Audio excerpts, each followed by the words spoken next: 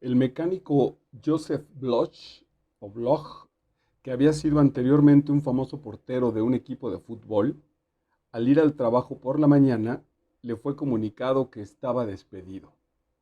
Se fue a un cine, todo lo que veía le molestaba, intentó ver lo menos posible. Dentro del cine dio un suspiro de alivio. Este es el inicio de una novela bastante breve, profundamente existencial, profundamente arraigada en el asunto humano, profundamente puesta, aquí hay una especie de paradoja, profundamente puesta en lo cotidiano, tan relativamente cotidiana, tan relativamente transparente en las cosas que vive a partir de este despido nuestro personaje Joseph Bloch, que tan cotidiano decía que parece que no hay algo importante que esté sucediendo. Pareciera entonces que solo la vida, a partir de este despido, insisto, le espera esta caída personal, esta caída relativamente existencial, se quedará sin trabajo, se acaba de meter en una crisis económica, psicológica, etcétera, tan relativamente simple que nos da un poco la trampa de que no está pasando nada.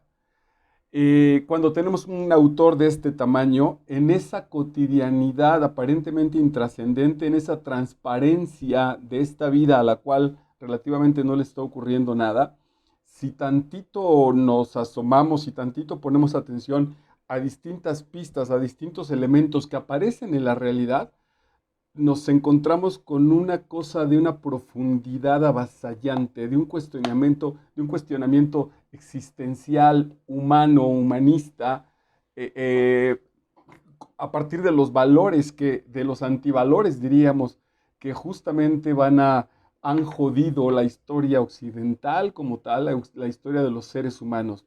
Vamos a encontrar una especie de viaje a la nada, de viaje a la perversión, de viaje a lo peor de nosotros mismos, sin ningún elemento excesivo, todo puesto en este asunto relativamente cotidiano, en estos 3 o 4 días, quizá un poco más, que transcurren en la vida de este personaje a partir de este despido de su trabajo, que era ser portero en un equipo profesional. Seguramente tiene herencias del extranjero de Albert Camus. Sin embargo, el maestro Camus me parece que usa su novela para, para aligerar, para profundizar también en otro sentido. Al mismo tiempo, con la novela aligera, con el asunto literario y la ficción, aligera el concepto filosófico. Camus, a mi impresión, era más un filósofo que propiamente un novelista. Nuestro autor es absolutamente un literato y no desperdicia en la profundidad de lo que nos manifiesta con esta sencillez tan relativamente simple, la profundidad filosófica de su postura vital, de su ser como hombre y por lo tanto de cualquiera de nosotros en este final del siglo XX y principios del siglo XXI. Entonces, bienvenido, estás en Master Vidal en YouTube y hoy se trata, hasta el título va a causar cierto asunto relativamente gracioso, pero es un punto bien interesante hasta el título de la obra. Se llama El miedo del portero al penalti, o en otras traducciones, frente al penalti. El miedo del portero frente al penalti. Y es el maestrazo Peter Handke, que nació un 6 de diciembre de 1942, así que anda por ahí de los 80 años. Nació él en Griffen, en Austria, y el maestro Handke ganó el premio Nobel en el año 2019. Quizás su obra más conocida como tal está en la dramaturgia. Es un autor para la gente de teatro, un clásico, un monstruo, y todo el mundo intentamos pasar y montar las cosas, o cuando vemos las leemos casi académicamente, las cuestiones de Handke, porque justamente van apuntando sobre este asunto vital, sobre este asunto del hombre contemporáneo y su crisis. En este caso de esta breve novela, El miedo del portero al penalti, el gran hallazgo, insisto, es que está puesto en una narración que, si no nos damos cuenta de estos detalles de profundidad, de estas luces que dan pista para que podamos ir a la profundidad filosófica de su obra, filosófica existencial, espiritual incluso, pudiéramos correr el riesgo de decir, bueno, ok, pues le pasó esto al tipo, hizo tal cosa, y hasta incluso como dudar, si sucedió esto, si ocurrió aquello, si se está afectando por esto, porque en esa cotidianidad, en esa transparencia, vemos la angustia de un hombre. Como Han, que no escoge un ser humano, no es un héroe trágico, no es un Edipo, no es un personaje que no es Hamlet, no es un asunto en el cual tenga el personaje Bloch, tenga una capacidad de análisis o una capacidad de autocastigo, en el cual tenga información con respecto a asuntos trascendentales de la vida. No alcanza él a saberse que está en un proceso de dolor, que puede estar en un proceso de reconciliación de su existencia. No alcanza a notar incluso que tiene una crisis psicológica. En ese sentido es relativamente bastante simple nuestro personaje. Es un simple sin que tampoco sea un estúpido. Nada, es, creo yo, un hombre normal absolutamente, que trabajaba que tenía su trabajo y su vida más o menos hecha, y un día en la mañana pues va, como ya leí al principio, y se encuentra con que ya no tiene trabajo y se le deshace ese proceso. Voy a irme yo directamente, además de invitarte a que leas la novela, y si ya la leíste pues nos acompañarás, y intentaré compartirte la profundidad filosófica y espiritual de este proceso. Sería un libro maravilloso también para la lectura, para una revisión desde el punto de vista del cuerpo nunca miente de Alice Miller. El asunto es, de una vez me adelanto, como a este proceso, es este viaje que los hombres tenemos que vivir. Cuando digo hombres, estoy diciendo hombres y mujeres. Tenemos que vivir esta especie de deudas que no hemos ido saldando, de arreglos que no hemos ido corrigiendo, que incluso algunos de ellos seguramente ni siquiera hemos sido conscientes de que ahí están, y se genera un proceso simbólico relativamente como si fuera medianamente accidental, pero que tiene una transparencia, que tiene más bien tiene una profundidad, tiene un doble sentido, tiene un fondo que tiene que ver con un desarrollo espiritual. El personaje, en ese sentido, encontrará, sin que él se dé cuenta jamás de este proceso, es en este nosotros con la maravillosa pluma de Hunt que nos podemos ir dando cuenta de eso, o incluso, como mencionan algunos autores, tal vez hasta a nivel inconsciente vamos reconociendo este viaje de este héroe o antihéroe a partir de sanarse, de sanar muchísimas cosas que tiene atrasadas con la existencia. Por eso es que cuando se le acaba esta especie de fama que seguramente le dio el ser un portero profesional, dedicarse a una de las actividades con mayor atención en el mundo, que es el deporte y el juego del fútbol, una vez que se le acaba y que se le acaba sin ninguna gloria, seguramente también ahí, porque no hay otro apunte, fue relativamente mediocre, se sostuvo y ganó, y etcétera, etcétera, y un día se da cuenta que ya se le acabó ese proceso. No es, no es casual que Hanke o el narrador decida llevar a este personaje al cine. El cine va a representar, aquí me estoy arriesgando yo con mis puntos de vista, a el vientre materno, al asunto de la oscuridad. Eh, y por eso dice también, le molesta todo lo que está viendo, porque aunque esté muy clara la pantalla gigantesca o gigante o grande en el cine, él no es capaz de distinguir las imágenes porque está colocado en otra cosa. Se podría parecer de manera relativamente simbólica al nacimiento. Cuando nacemos no sabemos a dónde venimos. Hay algunos autores, no es el caso aquí de Hunt, que no lo establece, pero hemos leído con otros autores que nuestra vida, cuando menos emocional, está determinada desde que estamos justo en el vientre de nuestra madre.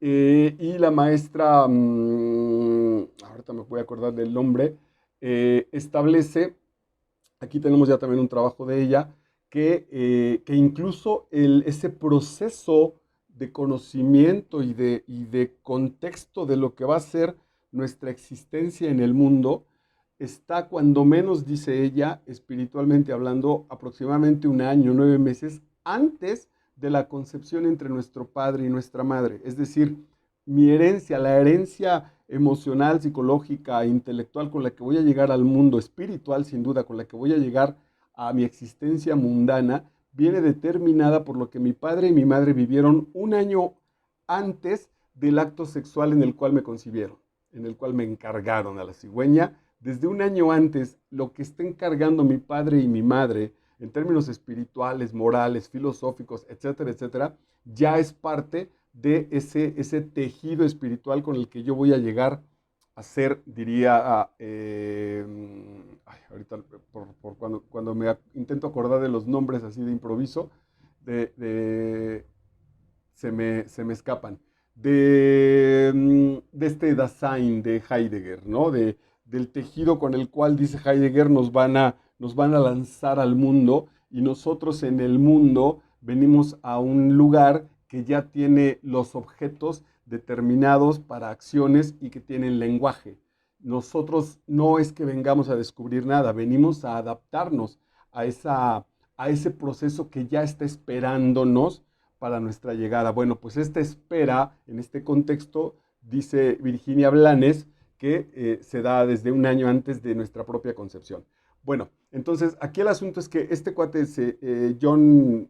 Joseph Lush, se mete en crisis porque se queda sin trabajo, se angustia, y como no sabe, y eso no tiene nada de malo, ahí puede estar incluso un punto crítico interesantísimo de Handke, como no sabe negociar con sus emociones, como incluso él no tiene conciencia real de qué le está pasando interiormente, solo sabe que algo sucedió. Digo, insisto, no es un idiota intelectual, sabe perfectamente qué le ocurrió, pero no sabe, no tiene un manejo emocional adecuado, no sabe llegar al dolor, a la vulnerabilidad, a la impotencia, no las nombra, intenta fugarse con elementos de la realidad. Bueno, y en este caso mi apuesta es que en el nivel mítico espiritual se va a refugiar a un vientre. Esa es la ida al cine, a lo oscuro.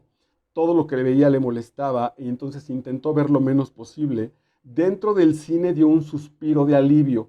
Se volvió a colocar en el vientre materno este hombrezón, mayor, adulto, sin duda alguna, fuerte, porque no estaba destruido físicamente, pero como no tiene ese dato, entonces él no sabe que el cine para él, inconscientemente, sin duda, está haciendo ese vientre materno, y de ahí, una vez que salga del cine, va a ir haciendo su recorrido, que la vida le va a ir dando estas pistas para resolver, pero que él no tiene esa capacidad para hacerlo, porque no la aprendió en ningún lugar de nuestra existencia, porque tiene la cabeza llena de datos inútiles que le dio la educación, y quizá a la larga, en términos de la narrativa, también de una actividad absolutamente infantil, de una situación pueril, como es dedicarse al fútbol o ser fan del fútbol, o etcétera, etcétera. Y miren que se los dice un amante del deporte como tal y del juego como tal, pero reconozco que en términos como, bueno, hay sus excepciones sin duda alguna,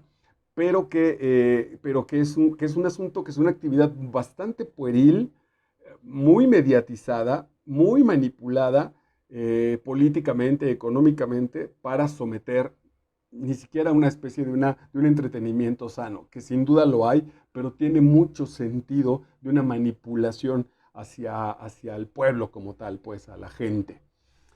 Vamos a avanzar, dice entonces. Uh-huh. Bloch, al que por una parte no le gustaba ojear, aquí hay una contradicción hermosísima, que solo las grandes plumas se atreven a ponerla, así como lo hace Handke. Bloch, al que por una parte no le gustaba hojear las revistas, y por otra parte no podía dejar ninguna sin haberla hojeado del todo. Es increíble, está precioso. No me gusta hojear las revistas, pero cuando hojeo una revista, no puedo dejar de hojearla completa, no la puedo simplemente dejar. Es un pequeño gesto simbólico, otra vez, de cuántas cosas en la vida, en el caso del personaje, funcionan así. No me gustan las relaciones con determinado tipo de parejas, pero voy sobre esas parejas. No me gusta mi trabajo, pero cuando voy al trabajo cumplo con todo lo que tengo que hacer a carta cabal, a plenitud absoluta. ¿Cuántas de estas, muchísimas sin duda, especie de contradicciones interiores que no las vemos, que solo estamos ahí habitándolas? ¿Cuántas cosas no quiero hacer y que termino por hacer? Ya no hablemos de adicciones. Pensaba en el alcohol, no quiero beber y me emborracho a la primera oportunidad. esas contradicciones van desgastando el ser. Intentó, mientras tanto, mirar un poco a la calle, pensemos aquí en México, en un Sambors, en una tienda de estas, de servicio, de autoservicio, más, como más, tipo de estas, es decir, no son los supermercados. eh, Otra vez, en un lugar cerrado, en una especie de protección, intentando sin afrontar su realidad. No ha ido a su casa, no sabemos si tiene familia, no está buscando el próximo trabajo, sigue refugiándose, intenta alejarse, pero el personaje, que esto es lo bello en esta novela, no tiene un ápice de conciencia de que eso está haciendo. Él no dice, estamos trabajando ahorita ya también el Desbarrancadero, que es otra joya hermosísima del maestro Fernando Vallejo, y entonces él asume que cuando su Cali, su Bogotá le parecen horripilantes, él sabe que está en ese proceso de que la vida es espantosa y aunque es ateo absoluto, se mete a una iglesia a compartir el silencio que hay en la iglesia, pues, el respeto que tiene que ver, que le permitirá, diré en términos más psicológicos, centrarse, que le permitirá estar con él. Y nuestro narrador, en el caso del Desbarrancadero de Vallejo, tiene esa conciencia de lo que está viendo. Bloch no tiene esa conciencia, Bloch no tiene ese manejo emocional, ha ido a parar a determinados lugares, todos con estas tremendas contradicciones. Se va, es decir, pensemos en la contradicción de que alguien entra a un lugar cerrado para abrir una revista y ver la realidad, ¿no? Aquí, ¿por qué no diríamos, por qué no vive la vida? ¿Por qué no la camina en las calles y se enfrenta a la vida real? Porque hay que estar protegidos para hacer esta especie de turismo donde con toda la seguridad lo tenemos desde la impresión de una revista. Diríamos ahora mismo aquí como visitar los museos vía internet, como visitar las grandes pinturas de la historia del arte en la comodidad de la computadora. Se revolcaría el maestro. Ahorita justo estaba pensando ahorita me voy a acordar, la tercera vez que tengo esta, este bache, pero ahorita lo voy a decir. Walter Benjamin se revolcaría pensando en que entonces toda el aura de la cual Benjamin habla, que tiene la obra de arte, que se despierta ante el contacto directo del espectador, se va a la mierda por este asunto que hemos asumido, porque ya tenemos muy desgastada la experiencia estética, la hemos modificado o nos ha bastado en el caso de la experiencia estética de las novelas, de la apreciación del arte, de la pintura, etcétera, por una especie de turismo muy banal, ¿no? No conozco el cuadro en directo, no tengo la experiencia estética del cuadro, pero sé dónde está, cuánto mide, en qué museo y ya la revisé en la red, la revisé en internet, me llevó 25 segundos ver la pintura y como ya tengo el referente de conocimiento relativamente intelectual, estoy pensando que eso es suficiente. La vida es muchísimo más profunda que esa experiencia tan superficial. Entonces, Bloch se mete a esta tienda a ver una revista y desde ahí, desde esa protección de la tienda, desde esa burbuja, desde ahí asume la realidad que está en la calle. Mientras tanto, intentó mientras tanto, perdón, mirar un poco a la calle.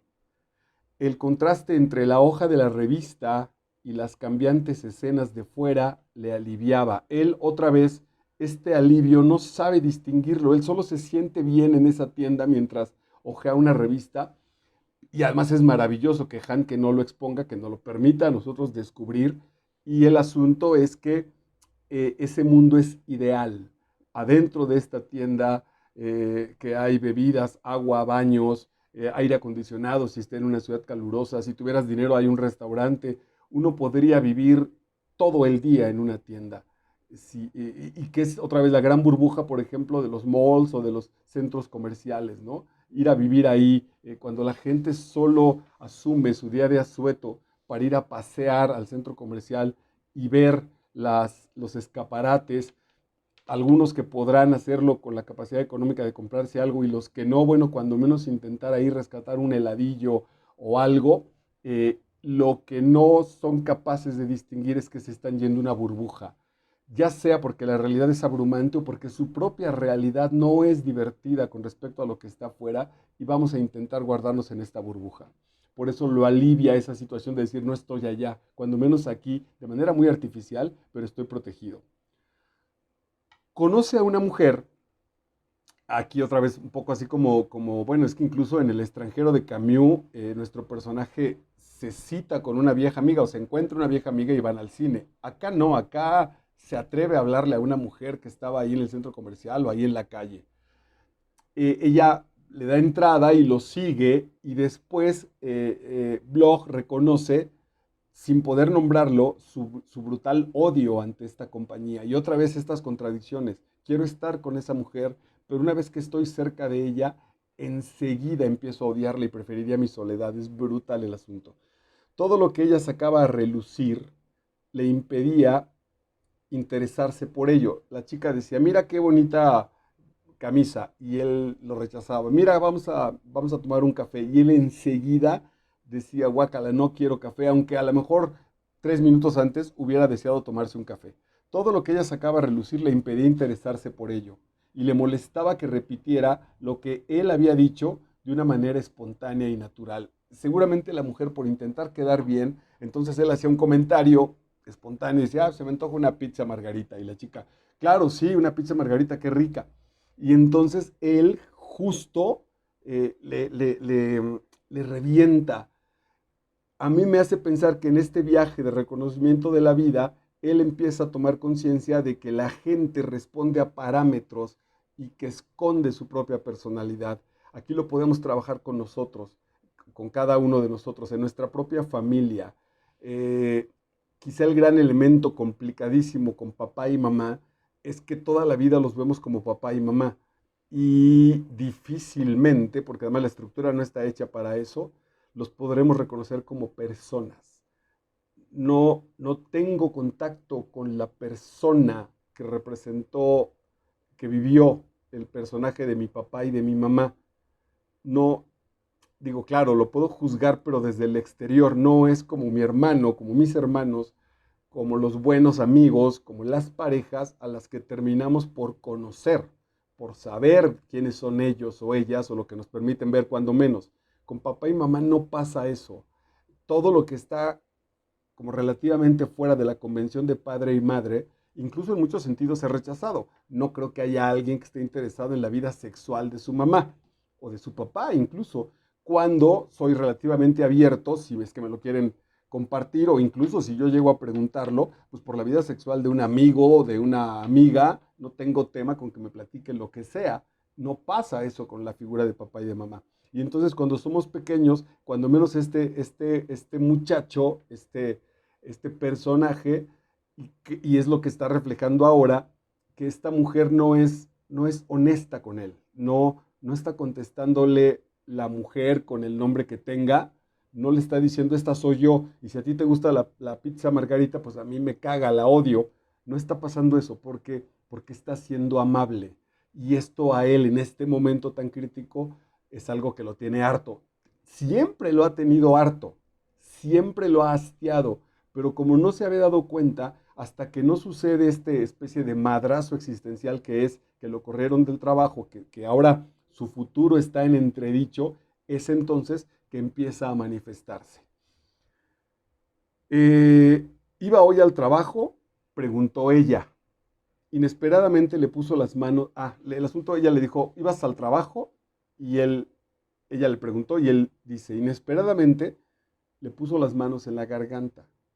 Al momento comenzó a apretar tan fuerte que ella ni por un instante se le ocurrió tomárselo en broma. Ella enseguida sintió que había una reacción ahí muy violenta, fuera de lugar. Bloch escuchó voces fuera en el descansillo. Tenía un miedo mortal. Ese miedo es desde su nacimiento. Aquí hay una joya en Peter Handke. El tipo la va a matar. La muchacha le preguntó, ¿ibas al trabajo? Y este güey sin una violencia demencial, pero sin duda demencial, sin una violencia exagerada, aquí es muy complicada las palabras porque, a ver, voy a decir una especie de barbaridad, lo suficientemente exagerada o lo suficientemente nivelada para matarla, pero no hay un asunto, el tipo no estaba buscando venganza, no estaba sediento, no era un perro rabioso que estuviera buscando una víctima. Que esto es lo brutal de la novela, es un tipo normal al que de pronto un comentario, un mal comentario, lo lleva a vivir esta reacción. Que él no ha podido resolver, porque ni siquiera creo que la alcanza a reconocer. En la mañana lo corrieron, se metió a un cine, después se fue a un centro comercial a ver revistas, conoce a esta mujer y en esta tercera oportunidad, este, esta impotencia, este dolor, esta frustración que no ha sabido ni siquiera reconocer, iba a decir encaminar, pero ni siquiera aceptar, le vence, le aparece como un asunto violento, como un oleaje ahí brutal que ya arrasa, porque el peso de lo que estaba guardado ahí, como lava volcánica, ya no hay manera de detenerlo. Entonces, tenía un miedo mortal. Se dio cuenta de que a la chica le salía un líquido por la nariz mientras la apretaba. Dio también una especie de gruñido. Finalmente escuchó un sonido parecido a un crujido. Dentro de esta realidad que se le vuelve como en el túnel de Sábato, así absolutamente lineal, él alcanza a escuchar estos sonidos que otra vez en lo cotidiano han desaparecido y que el planteamiento sería, es brutal, ¿no? Ahí es un gran canal que nos permite la literatura para no enloquecer con estas curiosidades, pero va un poco a lo peor de nuestra perversión, que es cómo sonará una garganta cuando truena, cómo suena un cuello cuando truena, cómo suena, si es que suena, un cuchillo perforando la piel, etcétera, etcétera. Finalmente escuchó un sonido parecido a un crujido. Le pareció como el ruido que hace una piedra al golpear de pronto la parte de abajo de un coche, en un camino vecinal lleno de baches. Es una joya, Han, que este camino vecinal lleno de baches ha sido su propia existencia. Que por dedicarse al fútbol, que por el trabajo, que por las mujeres, que por las fiestas, que por lo que sea, no asumimos. Vamos intentando en nuestra calle, en nuestra vida, que es una calle llena de baches del pasado, de baches del presente, cargas de agujeros de temor, hoyos negros existenciales, no nos dedicamos a enfrentarlos. No es, las distracciones nos permiten ponerle tapetes, evitarlos, subir medianamente una banqueta, pero ahí siguen y nuestro camino se sigue prolongando. Eh, en el suelo del linóleo habían caído gotas de saliva. Y ahí cierra Handke. A eso me refiero, que cuando menos esta novela habrá que, voy a revisar otros trabajos, pero cuando menos en esta novela el tipo es brutalmente, bueno, pues quizás hasta como en la descripción de su personaje, brutalmente quirúrgico. No nos regala un adjetivo más, no nos regala una conclusión, no intenta un dramatismo, solo eso pasó. El tipo la tomó del cuello, escuchó un ruido como una piedra que pegara por debajo de un carro y luego bajó la vista al piso en el linóleo y encontró saliva. La mató. La mató por preguntarle si en la mañana iba al trabajo y como este tipo lo corrieron del trabajo y no ha podido, repito, gestionar esos procesos interiores ni en el momento de la crisis de que lo corren del trabajo, ni en toda su vida, entonces de pronto, ¡plac!, la mata. Ahí me parece que sigue empatándose con el extranjero del maestro Albert Camus. Era extraño que Bloch, al pasar por un campo de maíz, este es un asunto en este proceso, en este elemento de camino espiritual, el contacto con la naturaleza es muy importante. Era extraño que Bloch, al pasar por un campo de maíz, no hubiera visto los callejones rectos que atravesando el campo conducían al otro extremo, sino que vio solamente la impenetrable espesura de los tallos, hojas y mazorcas. Es una joya, pero insisto, si no tenemos relativa práctica, si no nos detenemos con cuidado a irlo leyendo, uno incluso diría, bueno, ok, el tipo mató a una tipa y luego pasa y leemos esto y dice, ¿y qué? ¿Para qué va eso? ¿De qué va? Está caminando en una carretera y volteó a ver los campos de maíz y ya.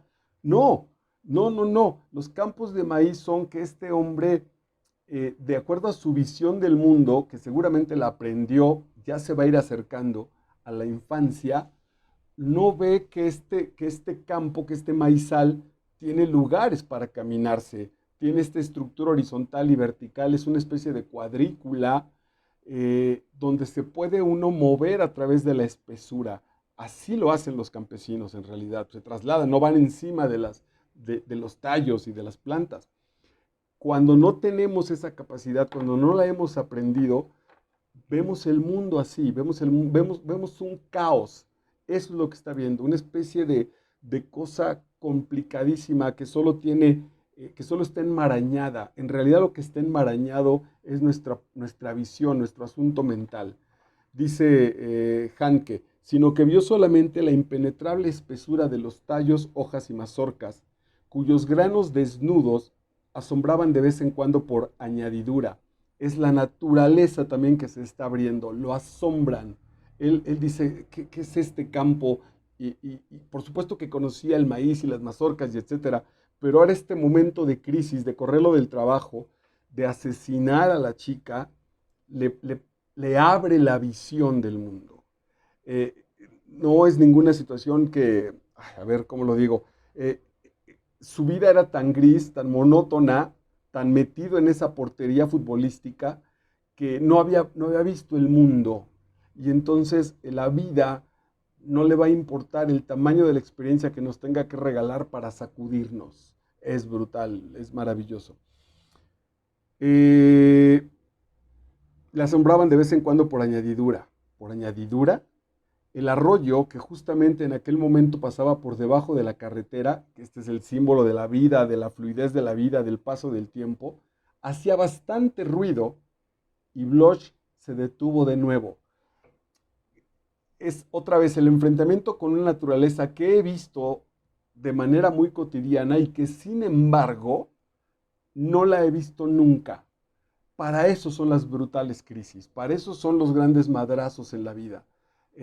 Incluso de saber que asesiné a una persona. En el caso de la muchacha, bueno, pues quién sabe qué estructura vital haya tenido, pero voy a exagerarlo otra vez con este comentario. Espiritualmente podríamos plantear que necesitaba morir para darse cuenta de lo que había sido su proceso vital. Por eso es que tiene relación en términos del contexto con ese tipo de personas, como si estos dos en su destino hubieran estado predeterminados para encontrarse. Yo tengo ganas de ahorcar a alguien para encontrar mi camino y tú tienes ganas de ser violentada para encontrar el tuyo propio, en términos absolutamente espirituales y de reconocimiento de nuestra alma. Como este nivel de espiritualidad no reconoce la vida temporal y el concepto de la muerte, no tiene una especie de moral a partir de eso. Esa la ponemos nosotros con respecto al mundo para nuestras propias reglas. Esa moral y esa ética, voy a atreverme a decir. Y entonces reconoce ese ruido, el del fluir del tiempo, el del fluir del río. Dice, hacía bastante ruido y Bloch se detuvo de nuevo. Es decir, por primera vez quizá empieza a darse el tiempo de reflexionar sobre su vida, sobre lo que le está ocurriendo. Y entonces de pronto dice, ok, el fluir del río ahí está y los granos de maíz ahí están. Si lo trasladamos a otro asunto es cómo revisamos y podemos decir, pensaría ahorita, porque estoy muy cerca de una experiencia que yo he vivido, que estoy viviendo de manera muy grata, porque no me guardé nada justo en este proceso, que es, uno de mis hijos está en un viaje espléndido, pues, en términos existenciales. Y, y este viaje me ha llenado de alegría y de orgullo, y no tengo la menor situación ni de cruda moral, ni yo me quedé con nada por decirle, ni le guardé un abrazo antes de que hiciera este viaje, nada, nada, nada. Nuestra relación, cuando menos de mi parte, se quedó tan llena de todo lo que teníamos que vivir que esta especie, cuando menos no especie, este alejamiento físico, esta distancia que hemos puesto entre nuestros canales de vida, porque ni siquiera ha sido entre nosotros, no está cargada de esto. El viaje de mi hijo no es una lección para mí vital de lo que debía ser, absolutamente para nada. Incluso lo estaba yo deseando y esperando por su propio bienestar, etcétera, etcétera. Cuando nos quedan deudas, cuando hemos estado tan enajenados, no hemos sido capaces de revisar eso. Y sin embargo, atención, voy a adelantar. el final bellísimo de la novela, él, y así pasa en los procesos vitales, él, el mensaje ya había estado, ya lo había reconocido. Eh, Ahí ha estado todo el tiempo. Cuando hablaba con un amigo hace algún tiempo y decía, es que no me ha tocado la mujer indicada y la mujer adecuada para hacer mi vida. Y yo decía, no sé, si analizamos ciertas cosas y si nos hacemos responsables nosotros de que esos procesos no hayan funcionado, podríamos haber descubierto que en realidad con todas las parejas con las que mi amigo estuvo, todas tenían su mensaje y con todas pudo haber sido muy feliz, con todas y con cada una de ellas, ¿eh? El proceso no estaba en la persona que llega, está en mí. Si todavía no estoy listo para ver determinadas cosas, el mensaje seguirá llegando. Por ahí es la idea. Y luego, se aleja de donde mató a la chica, se va a un pueblo relativamente inocuo, relativamente abandonado, no abandonado, mucho menos movido, mucho menos agitado que una ciudad. Y ahí aparece esta historia donde se ha extraviado un niño. No es gratuito. Otra vez, aquí están las joyas de Peter Handke, que parecería que solo es parte de la narrativa y de lo que está sucediendo en la novela, pero no, es un mensaje muy claro, cargado de impotencia, porque nuestro personaje no lo puede leer. En ese pueblo se ha extraviado un niño. Ese niño que se ha extraviado es la infancia de nuestro Blush. Es nuestro personaje que perdió la infancia hace un montón. Él es un niño perdido.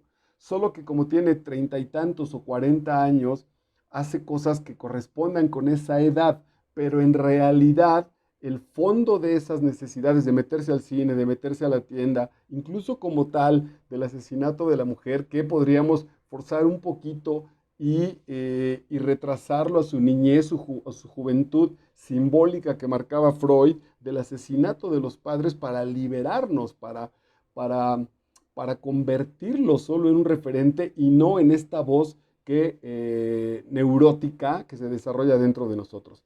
Entonces, estaba ya en casa el niño desaparecido, preguntó la camarera. No, todavía no la han encontrado. No hace ni 2 días que desapareció, dijo la camarera. No puede estar muy lejos. Y hace justo más o menos 2 días, este hombre asesinó a la chica con la que se encontró. Ese niño está extraviado. Esa realidad de la cual yo me entero es lo que el personaje está viviendo de manera interior. Tiene un niño lastimado, perdido, extraviado, que no ha sabido ver, atender mucho menos. Pensó detenidamente si de verdad estaría despierto. Pues justamente en un momento determinado, en este caso poco antes del amanecer, de buenas a primeras, todo se volvió insoportable. No es de buenas a primeras, ha estado ahí acumulado, pero la vida en un momento dado nos manda un madrazo a nuestro tamaño para generar este despertar. En el 11º mandamiento, que también tenemos trabajado aquí, Rosen establece 3 situaciones. La vida te toca muy suave. Tú le dices a la vida, mañana me voy a levantar temprano a hacer ejercicio. Y la vida te toca muy suave a las 5 o 6 de la mañana y te dice, hey, ayer dijiste que te levantarías, venga, pues vamos a correr. Lárgate de aquí, déjame dormir. Ok, segundo llamado, la vida toca más fuerte a la puerta y te dice, hey, cumple tu promesa, sé viril, sé honesto, dijiste que ibas a ir a correr, no estés dando lata, vete al demonio, no voy a ir. Y tercera, llega con un tráiler y arrasa con tu casa y te levantas a correr. ¿De qué tamaño quieres tu mensaje vital? Hoy mismo para salir a correr, o te enfermas, o vas a un hospital y la pasas, y estás gravemente para después intentar hacer lo que tenías que hacer desde la mañana de mañana justamente. Cuanto más hablaba, menos... Y claro, entonces para el punto en el que está nuestro personaje, va a empezar a vivir una crisis interesantísima, que es el proceso de la conciencia, una crisis del lenguaje. El lenguaje, en términos filosóficos vamos a decirlo, no alcanza a expresar la vitalidad, el entero de nuestra experiencia vital. El lenguaje hablará de lo anecdótico de lo que me ocurre, pero el lenguaje no es la vida que estoy viviendo y sin embargo, gracias al lenguaje, le doy sentido a esa existencia. Va a parecer una cosa muy, muy banal y muy simple, pero las plantas y los animales, por no tener lenguaje, es que no generan historia, no generan experiencia. Y parecería, otra vez usemos a Heidegger, que son elementos arrojados ahí como parte del contexto. Nosotros, por cierto, por el lenguaje justo es que damos sentido a esa existencia. Entonces, para nuestro personaje dice, eh, pues justamente en un momento determinado, en este caso poco antes, ya está, cuanto más hablaba, menos natural le parecía lo que decía. No concuerda lo que digo con la realidad que estoy viviendo. Poco a poco llegó a la convicción de que cada palabra necesitaba una aclaración. Esta necesidad de una buena gestión emocional, de un buen trabajo al interior de nosotros, de lo que no tiene lenguaje objetivo, lenguaje descriptivo, de la experiencia por la cual todos pasamos, pero que cada uno vivimos de manera particular. Dame un segundo.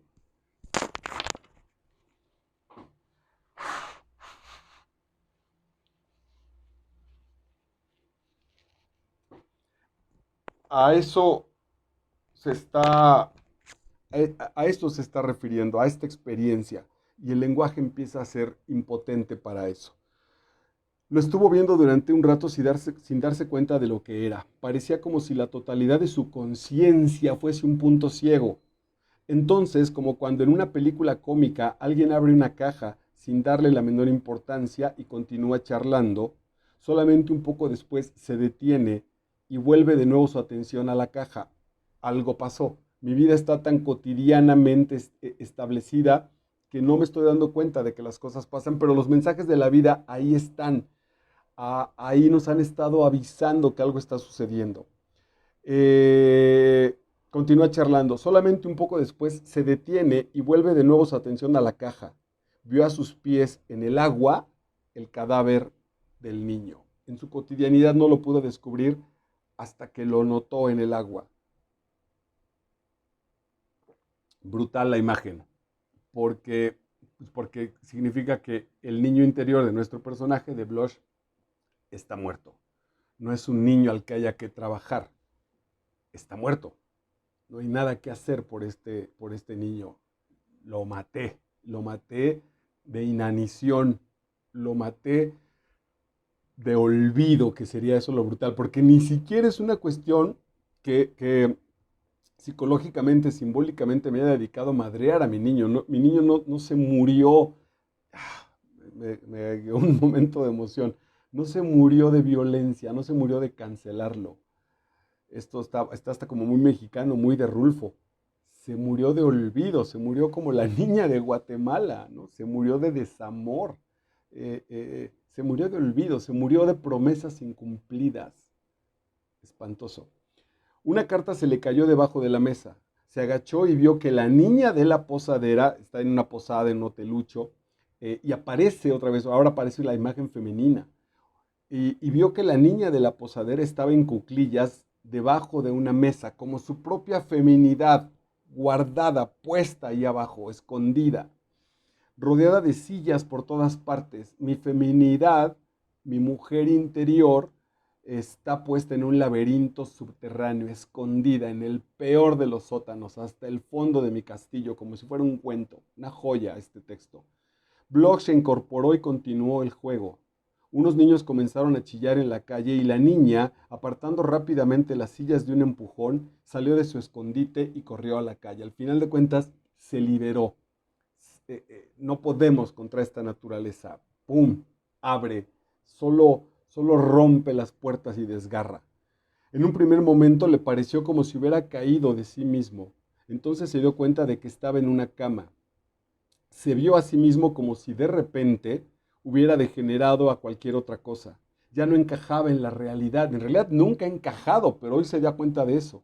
Solamente era y quería seguir siéndolo en esta vocación. Ahora citaríamos seguramente Han, que lo conoce seguramente muy bien, ahora a Schopenhauer, en esta voluntad de vida. Y Schopenhauer establece que esta voluntad de vida es inconsciente, es solo una voluntad de vida, es solo esa fuerza que nos arrastra. Y Schopenhauer incluso diría con muchísimas cargas de destrucción, porque eso es lo que hace, es la muerte, es un huracán que no tiene moral, que solo arrasa y arrasa a buenos y malos, a bien portados y mal portados, etc. Solamente era y quería seguir siéndolo, afectación e instintos asesinos. Yacía allí, tan claro y manifiesto que no se le ocurrió ninguna imagen con la que pudiera establecerse una comparación, de ahí la cancelación del lenguaje. Era tal como estaba allí, algo lascivo, obsceno, inoportuno, inagotable, causa de escándalo, que lo entierren. Y claro, entonces Bloch, en esta adultez, sin un cuidado psicológico, sin una educación relativamente sana en términos emocionales, va a establecer lo que los hombres bestiales establecemos con nuestro poder brutal, que la maten, ¿no? Será los tiranos de las historias de cuentos o los tiranos del teatro del absurdo que lo maten, la reina de Alicia en el País de las Maravillas, que la maten. Lo que no entiendo se cancela absolutamente, que le entierren. Había estado hablando del niño mudo, otro asunto simbólico maravilloso. Quizá mi niño murió intoxicado de las cosas que tenía que decir. Había estado hablando del niño mudo que había sido encontrado muerto por un carabinero, otra vez el asunto de la violencia y de la autoridad como representación simbólica de esta historia. A poca distancia de la frontera está hablando de los países, pero también de la frontera con la siguiente etapa de la vida. Ahí lo maté. Es decir, el niño que tiene que crecer a joven no nos acompaña. Si bien nos va, lo metemos al closet. Pero en este caso, bueno, nada, pues lo mataron a la mierda porque no funciona, tengo que crecer. Brutal. Y antes del niño había pensado en el balón, que había dado un salto cuando estaba casi en la raya. Empieza el juego. Este juego, en su caso directamente el del fútbol, pero ¿cuál es tu juego? ¿Cuál es el juego que tú habitas para no enfrentarte a la realidad? ¿Con cuál juego te distraes para no sanar tu vida, tu calle llena de agujeros? Literalmente todo lo que veía le llamaba la atención. Lo que no había visto en la vida, gracias a esos brutales madrazos que ha pasado en 48 horas, empieza ahora a notarlo. Literalmente todo lo que veía le llamaba la atención. Las escenas no resultaban naturales, sino que parecía como si hubieran sido preparadas para alguien con todo cuidado. Y aquí la belleza de Handke es que a punto de soltar como la neta metafísica con la cual tomaríamos nuestro plumón y subrayaríamos la frase dominguera y las pondríamos a hacer memes positivos en TikTok, dice Handke, no les voy a dar eso porque no lo pretendo acentuar, lo tendrás que encontrar. Es la vida que todo el tiempo nos ha estado hablando, pero hemos sido sordos, cual Tapias, cual personaje extraviado en Pedro Páramo. Tenía algún propósito esa vida, esos mensajes tenían algún propósito. Al ponerles la vista encima, le saltaban a uno literalmente a los ojos, como señales de llamada. Pensó Bloch, igual que las órdenes, cuando se cerraban los ojos y se volvían a abrir al cabo de un rato. Parecía literalmente que todo había cambiado. En este caso, para nuestro personaje, y que creo que aquí hay una moraleja muy profunda, muy bella, muy cruel para nosotros, es de verdad para notar tu vida con su pobreza o para empezar a modificarla o para cambiar tu discurso vital. En el caso de esto, necesitas asesinar a tu parte femenina y literalmente asesinar a una mujer que coqueteó contigo y que te iba a seguir, que pudiste haber convertido en una oportunidad de una experiencia trascendente. Si no está trabajada esa parte, entonces simbólicamente o directamente, como en el caso de esta espléndida novela, la vas a matar, la vas a eliminar, la vas a desaparecer. Pensemos que uno de los grandes problemas de nuestro país justo es esa situación, estos feminicidios que más allá del asunto legal y político y cultural como tal, en un asunto emocional, en un asunto espiritual, vienen a representar esta parte. No hemos acabado de encontrar una sana vulnerabilidad y una sana educación sexual de base y después con respecto a este asunto relativamente genérico de un diálogo sano entre nuestras partes femeninas, masculinas, etcétera, etcétera. Brutal, qué buen párrafo.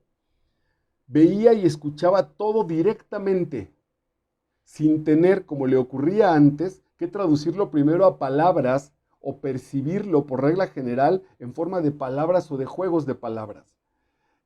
Voy a jugar un poquito, me pasa con los libros que preparo para compartirlos aquí contigo, que ya los había leído cuando tenía entre 14 años, que empecé a leer como en forma seria y digamos que 30. Y no ha sido sencillo decir, este libro ya lo había leído, y no solo es el proceso de la madurez como tal del paso del tiempo, es que yo era un maldito neurótico. Y claro, bueno, pues me metí a leerlos con la finalidad de terminarlos, con la finalidad de que cuando alguien me preguntara si había leído Pedro Páramo, yo dijera, sí, ya lo leí, o cosas relativamente raras, ¿no? Hoy que las circunstancias han cambiado, porque yo he trabajado a profundidad, y esto no es para una especie de presunción, sino ha sido un esfuerzo verdaderamente costoso en todos los sentidos, ¿no? En no tengo una pareja desde hace tiempo, hay muchas cosas muchas situaciones vitales en mi vida las pasé metido en juntas de alcohólicos anónimos o en terapias o dando servicio en muchos sentidos, recibiéndolo en una primera instancia y después otorgándolo, porque es el proceso por el cual yo he tenido medianamente que trabajar para estar relativamente en paz y ver estos mensajes de la vida, pues para ya no seguir asesinando a nadie, ¿no? Veía y escuchaba todo directamente sin tener, como le ocurría antes, que traducirlo primero a palabras o percibirlo por regla general en forma de palabras o de juegos de palabras. Es decir, no lo entiendo, pero alcanzo a decir algo de él. No tiene sentido. Se encontraba en un estado en que todo le parecía natural. De ahí incluso que por eso este bellísimo personaje de Bloch no tiene un discurso filosófico, ni siquiera el planteamiento de Handke, pero no porque no lo tenga, porque es brutal la apuesta literaria de esta novela, porque está siendo coherente con la experiencia del personaje. Yo tampoco en la narración te lo voy a dar, porque no es este un análisis para jóvenes psicólogos, es, es un brutal espejo, si no has pasado por ahí, es un brutal espejo que te podría estar reflejando de una manera cotidiana, relativamente sencilla. Cuando el jugador, y con esto cerramos, porque no lo va a resolver, evidentemente, sería una estupidez que lo convirtiera en un héroe o que le otorgara una especie de castigo demasiado riguroso desde el asunto religioso. No va a establecer para él estar medianamente tranquilo en una especie de moral burguesa, un asunto que podamos cerrar nosotros la novela y decir, ok, se hizo justicia, bien, ¿no? Bestseller y entonces a volar y no me vuelvo a acordar de él en la existencia. No, es un texto que se nos va a quedar puesto ahí en la vida. Irremediablemente, cada que ahora en la televisión vea el tiro de un penalti, me voy a acordar de ese proceso. Cuando el jugador toma la carrerilla, el que va a tirar el penalti, y si no estás familiarizado, porque algunos de mis seguidores, perdóname, de la comunidad, a veces en asuntos literarios, estas cosas relativamente comunes del mundo normal no son tan familiares. Bueno, vale la pena que revises un penalti en YouTube.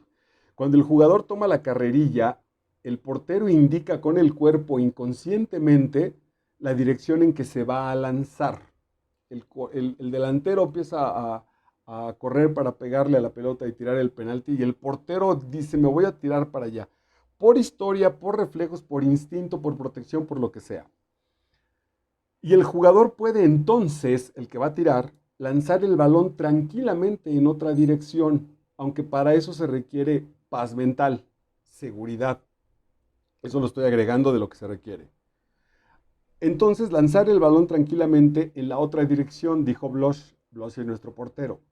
Es como si el portero intentara abrir una puerta con una brizna de paja, el intentar adivinarlo, querer abrir una puerta con un carretillo, con un palito. De repente el jugador echó a correr. El portero, que llevaba una camiseta de amarillo chillón, se quedó parado sin hacer un solo movimiento. Es una joya el final de esta novela, es un espléndido trabajo. El portero que llevaba una camiseta de amarillo chillón se quedó parado sin hacer un solo movimiento. El jugador le lanzó el balón a las manos. Cuando no nos movemos ante el fluir de la vida, cuando nos dejamos ir con la vida de manera sabia y nos movemos cuando la vida nos da las indicaciones, pero no estamos de manera obsesiva intentando adivinarla, la pelota llega sola.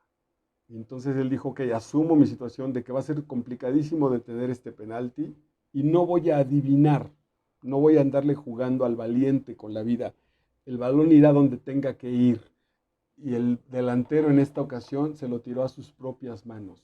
La gran lección del asunto es, se quedó parado sin hacer un solo movimiento. Es bien difícil este proceso porque hasta las personas más queridas y más cercanas a nosotros justo nos apuntan por el lado contrario. ¿Y tú por qué no te mueves? ¿Y por qué no buscas? ¿Y por qué no tocas puertas? ¿Y por qué no haces? ¿Y por qué? ¿Y por qué parece que no lo quisieras? Y es muy difícil decirle al mundo, no, justo mi acción es no generar acción, es algo muy zen, diríamos, para ponerlo en un lenguaje más cotidiano y más de moda. Y entonces el jugador, el delantero, le lanza el balón a las manos. El gran precio de nuestro Joseph Bloch fue que tuvo que asesinar, tuvo que hacerse un fugitivo, tuvo que matar a su niño para aprender que el balón llega solo. El balón es la vida, sin duda alguna. El miedo del portero frente al penalti o el miedo del portero al penalti, esta joya del premio Nobel Peter Han, que seguramente buscaremos algo para seguir comentando a este espléndido maestro. Hoy es viernes 26 de mayo del año 2023. Me dio mucho gusto compartir este espacio contigo. Nos vemos en la siguiente entrega. Chao.